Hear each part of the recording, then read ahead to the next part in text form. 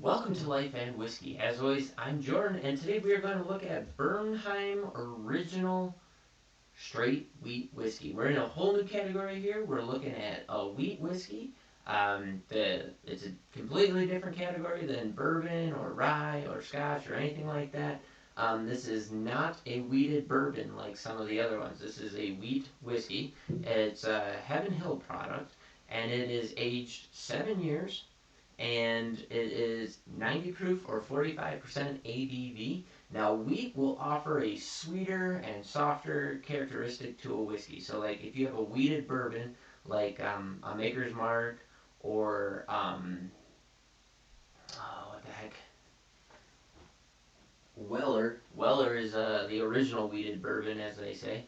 If you have a product like that, you'll find those sweeter, softer characteristics in that bourbon. So what a wheat whiskey is similar to that, only turned up, and they don't have the corn element in there, or if they do, it's less than 51%. So by legal definition, to be a wheat whiskey, and this is a straight wheat whiskey, um, it has to be at least 51% wheat. I have not checked out the mash bill on this, so I don't exactly know what's all in here. But we do know that it is at least 51% wheat. Um, let's see here. I bought this bottle for $27.77. That's not a bad price to find something for. This is going to be an experimental thing for me, exploration, if you will. I have not tried. I've tried this to get my tasting notes, but I haven't tried wheat whiskey as a category, really. There's not a whole lot of them out there. On the production side of things, wheat does not have a very high sugar content to it, or a starch content to be turned into sugar. So the reason why corn is so dominant and bourbon is America's whiskey is because corn is a New World grain, and so it was found in the Americas, and it was not part of the European tradition or Asian tradition for that matter.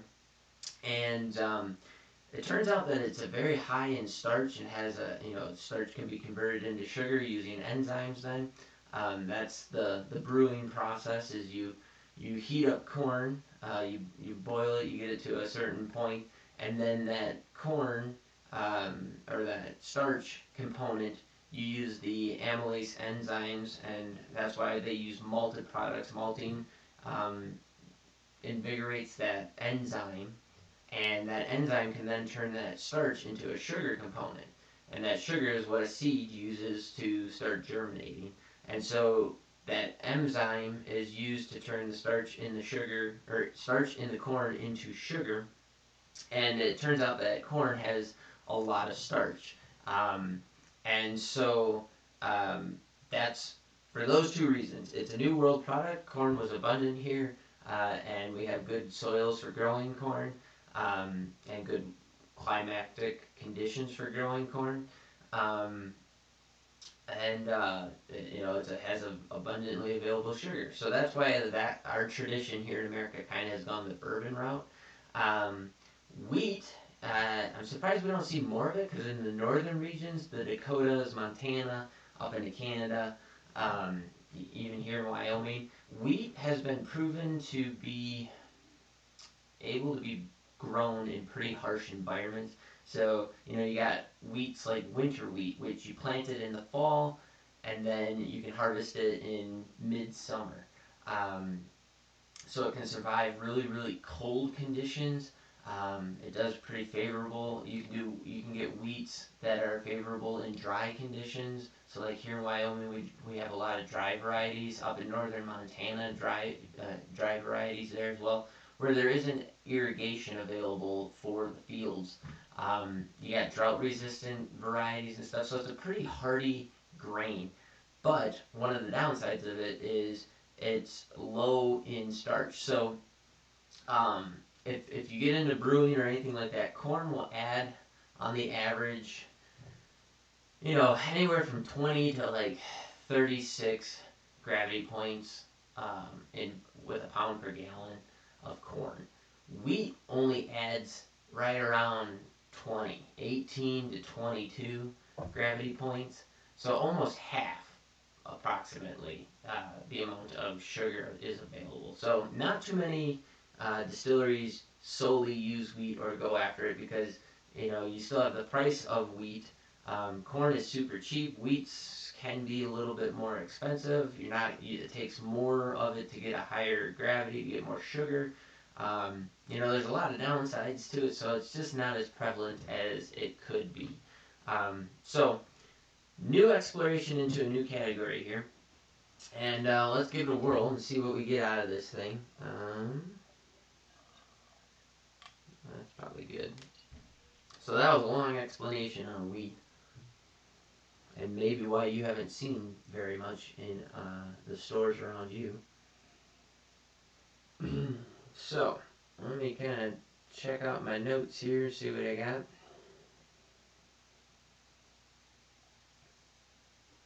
So for me,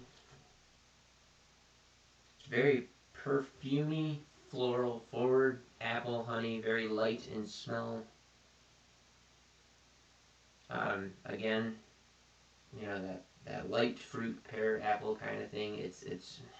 I keep going back to it, but this is like a Buffalo Trace style smell. And then the last note you kind of pick out is brown sugar.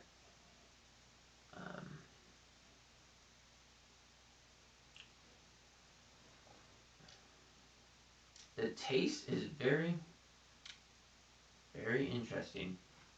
Sweet and caramel, very smooth and rounded. As it moves towards the middle and the finish, you pick up a black peppery spice. Gets a little more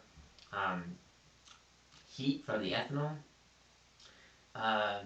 It's a very sweet, forward, oily whiskey that as soon as you move into that middle, the oil disappears, the clinginess disappears, it becomes very watery and thin. It goes from like a sweet caramel, has like a hint of a grain bin in it. Like I used to work on my grandfather's farm when I was a kid, and he always stored his grain in old semi-trailers. And like you got into that semi-trailer and it just smelled like grain, or if you've ever been in a grain bin, smells just like that dusty grain that's in there. You might be able to say like a little bit of corn dust in there. But it was sweet and vanilla forward, kind of almost, it was smooth and rounded and oily, clinginess, kind of like a syrupiness to it on the sweet and the vanilla. Caramel, it hits a lot of the same notes as a bourbon would.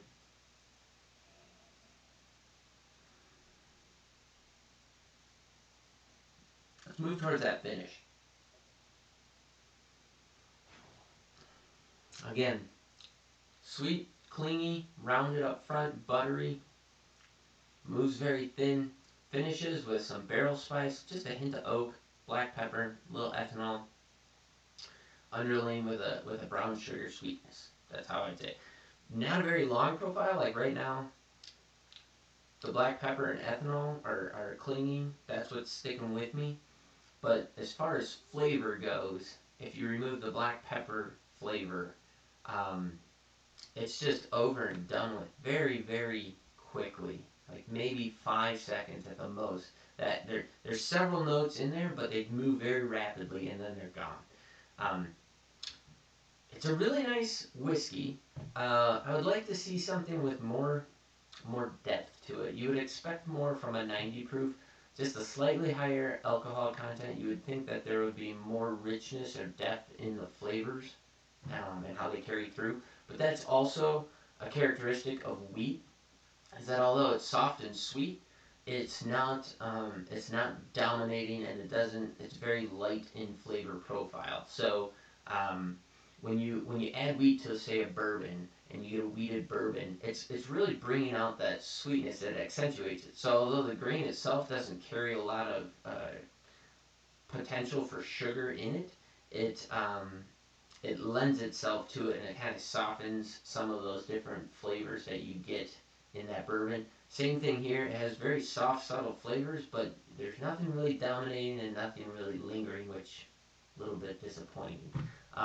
But it's good nonetheless. At $27.77, you're not breaking the bank at all. So it's worth exploring, and If you're looking for something that's not beating you up, you might want to give this a try. It would be a good starter for people just kind of diving into whiskey who don't know, especially at a higher entry proof, right? So at 90 proof, a lot of the budgets are sitting at 80. If you want to try and bump up your tolerance for alcohol, not your blood alcohol tolerance, but your tolerance on your palate for tasting things and not, feeling the burn of whiskey, go ahead and give this one a try. I think it would be a really good one to start with, and it's kind of there and gone very quickly. All right, I have now been rambling for 10 minutes, so we're going to make the next part of this a bit short. I wanted to talk about yet another spring phenomena, something that you can get out and do. So I talked about shed hunting and fishing, going out and trying like spring bear or turkey hunting. Um, the last one is kind of gathering, going out and picking wild edibles. So a favorite tradition in a lot of places is going out and picking mushrooms. Morels being one of the top sought after mushrooms. If you come out to the west, you'll find that morels grow absolutely everywhere when it comes to burns. So if you can find a burn that's 2 to 15 years old, chances are if you walk through there, um, even though like the classics in the Midwest they talk about like apple trees or ash trees or elm trees being indicator species, we don't have any of those out here, especially not out in the mountains. But if you go to a burn area, you will find that there are mushrooms all over the place. I've managed in 2 days, I managed to pick maybe close to 10 pounds of mushrooms. Um, Now, they're not as easy to get as mushrooms in the east, right? So, like, I had to hike maybe 5 miles round trip and, several thousand feet. So, it's a fairly arduous task. But because of that, there's not a lot of people that do it. So, you know, that's to me that's worth it, right? So I can go out, I can be shed hunting at the same time I'm looking for mushrooms, so I can get my morels. In some areas you can find fiddleheads. What are some other ones I got here? Asparagus, wild asparagus. You can walk the ditch lines and stuff in many areas and find wild asparagus. Um, what else is there? Mushrooms, fiddleheads. Just if you're curious, kind of start looking around either on the internet or get a book on wild edibles in your area. Springtime's a great time to get out and start finding them. I know in a lot of places ticks are a problem, so make sure that you're spraying. I don't like to spray my skin, but spraying down your clothing um, as a repellent for ticks. Ticks are a problem. Carry a lot of diseases, so make sure you guys are being prepared for that. Double check yourself for them at the end. Don't freak out about them and be, all wigged out, but, just make sure you're taking proper precautions on that stuff. Um, but get out there and check out some of the wild edibles. If you're not sure about something, please don't try it, especially when it comes to mushrooms. There's tons of poisonous varieties out there. Well, in particular, morels, there's something called a false morel.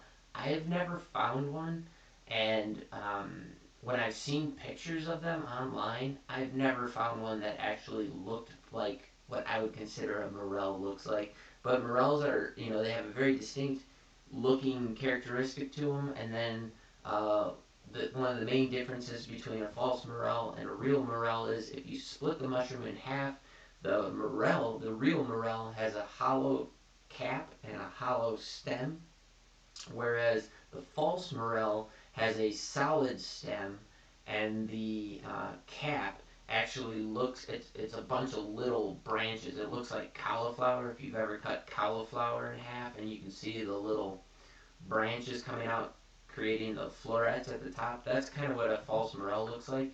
But if you're not sure about something, please don't pick it and eat it. Make sure 100% that you know what you're doing. There's all kinds of clubs and stuff in areas that can help you identify stuff. Mushroom identification is very, very difficult. Oftentimes it relies on spore counts and all kinds of weird, gills and all these weird things that you really, really have to know what you're doing. But luckily, morels are one of those ones that are pretty easy to identify. So that's why a lot of people do it. But go out there, check out some of the wild edibles.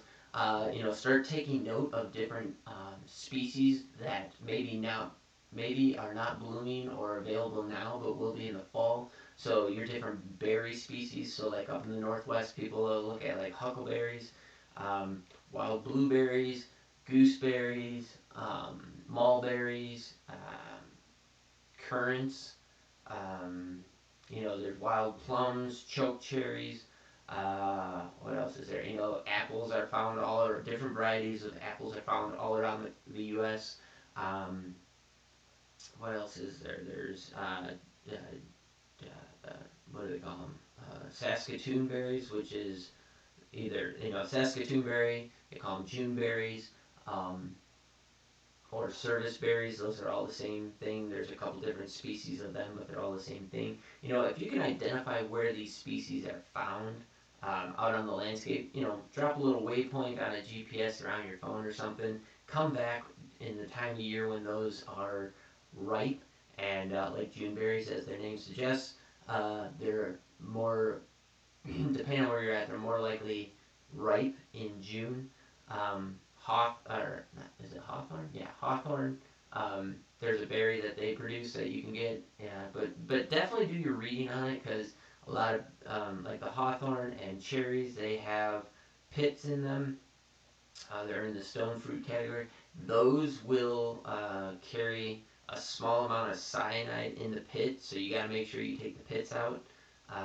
Yeah, there's all kinds of hazards to be had, so make sure you know what you're doing when it comes to wild edibles. But definitely get out there, check them out. It's something to do. It's a lot of fun. Here also, like junipers, you can get juniper berries. You can make your own infusions, make your own gin, like I've shown in another video. Pine nuts, you can find pine species that carry like pinyon junipers. That's what typically a pine nut comes from. They have bigger seeds in them. If you can find some of those trees and mark those locations, you can harvest that kind of stuff. I don't know. There's all kinds of stuff. Out in the east they have black walnuts and hickories and hazelnuts and whatever else. There's something to be had wherever you live. I encourage you to get out, check them out, see what you can find. But that's just something else to get out, something to do in the spring. Even if the weather's not good, you can go out. You can go out when it's raining. I wouldn't suggest maybe in a thunderstorm or something that might turn tornadic or something like that. But a little bit of raining is not going to hurt you. So get out there, check it out.